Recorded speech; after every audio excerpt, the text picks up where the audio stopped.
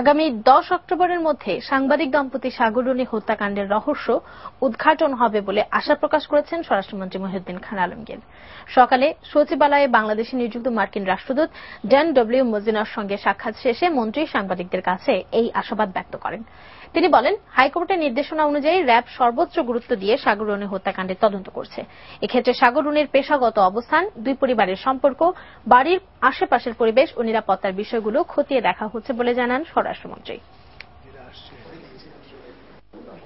পূর্ণাঙ্গ অগ্রাধিকারের ভিত্তিতে এই সাগররুনা হত্যাকাণ্ডের মামলার তদন্ত হচ্ছে এবং তদন্তের স্বার্থে এর বাইরে ভিন্নতর কিছু প্রকাশ করা আমি প্রয়োজন মনে করি না এবং সেটা আমাদের কাজও লাগবে না। যেটা আমি বলতে চাইব সেটা হলো এই যে আগামী মাসের 10 তারিখের ভিতর আশা করি এই ব্যাপারে আরো সুনির্দিষ্টভাবে অগ্রগতি কিংবা যাদেরকে আমরা